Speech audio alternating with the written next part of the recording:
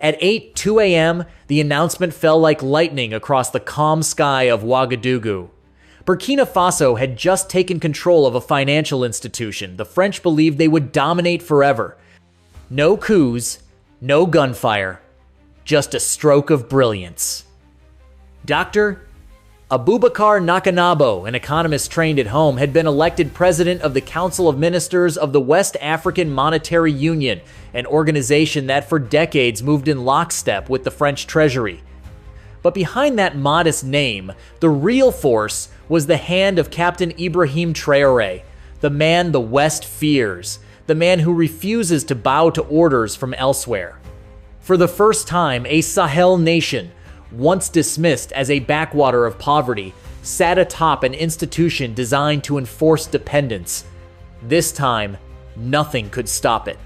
The 6th of October 2025 might well mark the beginning of a silent revolution, the end of the CFA franc era, a currency born in colonial offices in 1945, still printed in France. The Burkina had not seized lands. They had seized the right to define the value of their own labor.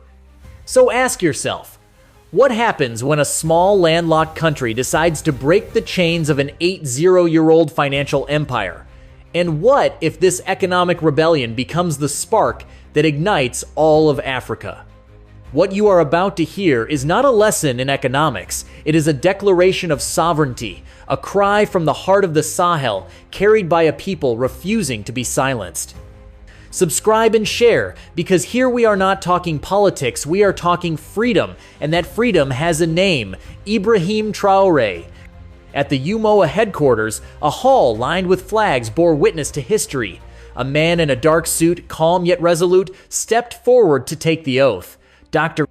Abouakar Nakanabo, Burkina Faso's Minister of Economy, officially became president of the UMOA Council of Ministers. To the untrained eye, it seemed like a routine administrative act. But behind the ceremonial words, a political and financial earthquake shook the continent. For the first time, a Sahel state led by a young revolutionary captain had claimed an institution Paris thought it owned. Rewind to July 2025. The UMOA summit opened under tension. By the rules, the council presidency rotates among its 8 members: Benin, Burkina Faso, Côte d'Ivoire, Guinea, Bissau, Mali, Niger, Senegal, and Togo. That year, it was Burkina Faso's turn, but Alassane Ouattara, president of Côte d'Ivoire and loyal ally of Emmanuel Macron, refused. Citing diplomatic reasons, he was in truth acting out of fear. Fear of Captain Traoré, who had expelled French troops, nationalized gold mines, and denounced colonial tutelage. For Paris, it was an insult beyond endurance. For Ouattara, a threat to his power. The meeting collapsed. Mali, Niger, and Burkina Faso, united under the alliance of Sahel states, walked out. Across Ouagadougou and Bamako, thousands of young people flooded the streets, signs in hand. No more French puppets. Africa is not for sale. Western cameras looked elsewhere, but on African social media, the message spread like wildfire. The Sahel was rising. For 3 months, Traoré played a patient game. No shouting, no empty threats, only numbers, facts, alliances. Under his guidance, the AES mobilized its partners, Mali, Niger, and soon Chad. African economists published studies proving Burkina Faso's exclusion would violate the UMOA Charter. Meanwhile, the people watched silently. Rumors swirled in Ouagadougou's markets. The captain was preparing something, and on October 6th, the world learned the truth. The UMOA heads of state voted. Burkina Faso won. Dr. Nakanabo became council president despite pressure from Paris and Abidjan. This was no mere chair. It was the triumph of an idea that Africa could govern its own institutions without asking for permission. In his inaugural speech, Nakanabo declared, "We will work for an economic union that serves our people, not foreign powers." In Ouagadougou, horns blared deep into the night. Families lit candles, some cried. It was not a miracle. It was historic revenge. The country of Thomas Sankara, 36 years after his assassination, had lifted the torch again. Since 1994, the UMOA shared the CFA franc, pegged to the euro at a fixed rate of 655.957. On paper, it promised stability, 2% inflation, growth at 3 to 5%. In reality, it was a trap. Half the foreign reserves, over $500 billion, sat idle in the French treasury. Member states could not devalue their currency or invest freely in their economies. 9 of the 14 CFA nations rank among the poorest globally. Niger 189th, Burkina Faso 184th, Mali 186th, the richest nations in natural resources, yet the poorest in financial rights. October 6 was not just a nomination, it was a declaration. The era of influence zones was over. Traore and Nakanabo did not seek confrontation, they sought emancipation. European capitals whispered, if the Sahel controlled its gold and its currency, Paris would lose power. For the Burkinabe, the answer was simple: chains broken, courage intact. In Paris, panic turned to rage. At a closed-door meeting, Emmanuel Macron slammed his fist on the table. They cannot lead an institution created by France. Advisors were silent. The message was clear. The center of African financial power had shifted. French newspapers called it monetary populism. But in Ouagadougou, Bamako, and Niamey, the people called it liberation. Markets erupted with music. Walls filled with posters. Africa for Africans. The CFA is no longer our master. A wind of hope swept across the Sahel, scented with victory. The truth about the CFA was brutal. Touted as a tool of stability, it was in reality a chain. Created in 1945, it changed names but never masters. Today, every note is printed in France. Every monetary decision requires the French Treasury's approval. Half of the member states' reserves, more than $500 billion, remain in Paris. France earns 4 billion euros annually, no effort required. While Sahelian children study by kerosene lamp, hospitals lack medicine, and youth flee to Europe to survive. Traoré's vision sought to break this chain, and that vision terrified the West. Burkina Faso did not back down. Under the AES, Burkina Faso, Mali, and Niger moved swiftly. They announced a roadmap: a regional independent bank in Niamey, gradual withdrawal of reserves from BCEAO in Dakar, and preliminary studies for a new currency. SIRA, backed not by the euro, but by Sahel's cotton and uranium, a currency of the land for the land. Western experts scoffed, but in Bamako, the streets chanted, "A free Africa is better than a stable Africa." Late September, France tried one last maneuver, pressuring Senegal and Benin to block AES plans. But it failed. Young Africans had found their voice. Influencers, economists, and artists amplified the same message: our wealth will fund our dreams, not their empires. Western silence became deafening. Newspapers avoided the topic. European diplomats muttered about institutional crises while avoiding the word independence. History marched on. Ouagadougou, Bamako, Niamey knew poles of continental revival. Plans emerged for a federal bank of the Sahel, launching in 2026, capable of injecting $10 billion into the regional economy. In Paris, fear turned to anger. French corporations Bolloré, TotalEnergies, Areva realized their golden age was ending. 90% of France's uranium comes from Niger, 20% of its cotton from UMOA nations, billions in gold, oil, and cocoa pass through French ports. If the Sahel breaks from the CFA, Ouagadougou's chains extinguished. Paris lights dimmed a nightmare realized. The ripple effect went global.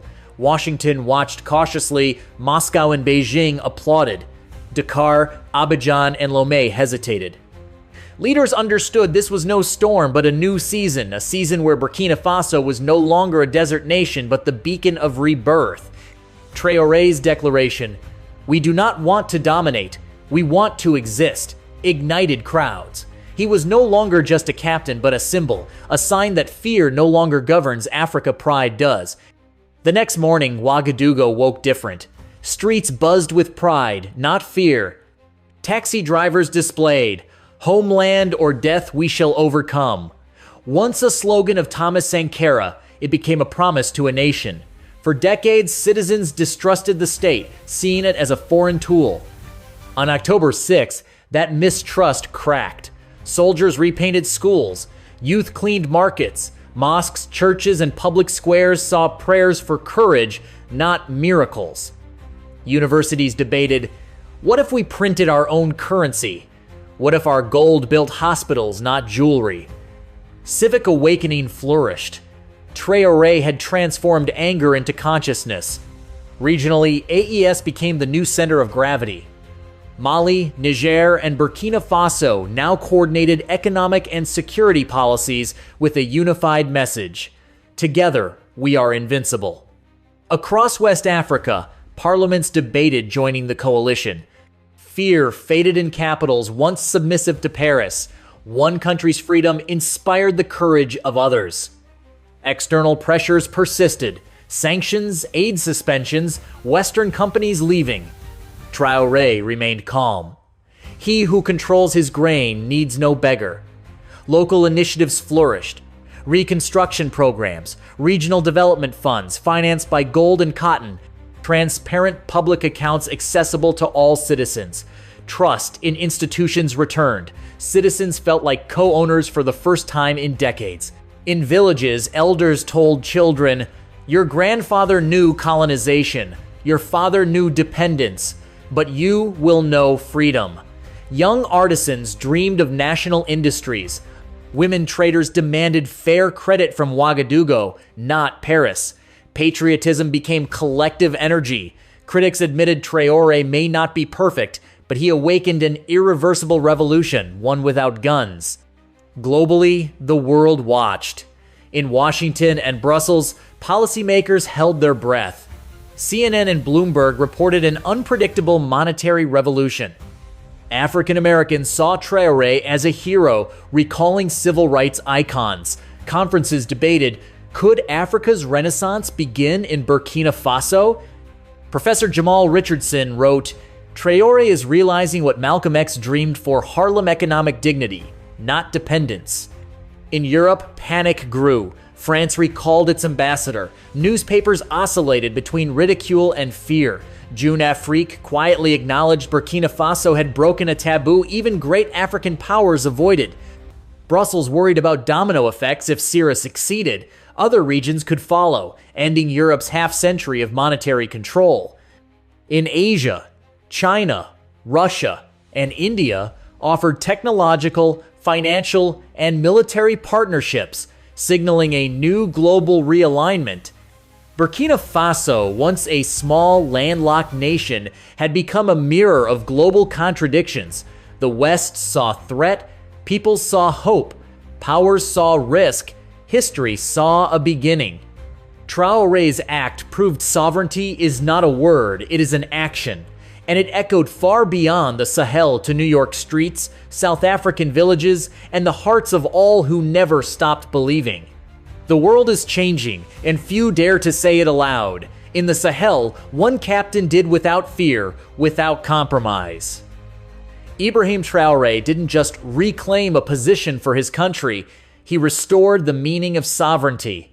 But this victory is fragile. Every chain a people break, an empire seeks to reforged. Sanctions, media campaigns, and threats will return. The real battle is not in palaces, but in minds. Burkina Faso has not yet won the war for freedom, but it has earned the right to fight it. Every African, every diaspora member, every free spirit matters. Africa no longer asks for charity, it demands respect. And that respect begins with courage. To say no to fear, no to dependence, no to the lies of the powerful. So ask yourself, what are we willing to lose to never be slaves again? Can we defend our land, ideas, and dreams without permission? As Traoré says, if we do not tell our own story, others will and make us the villains. Subscribe if you believe truth is stronger than headlines. Share if you believe Burkina Faso's freedom is Africa's freedom. And remember, The homeland or death. We shall overcome.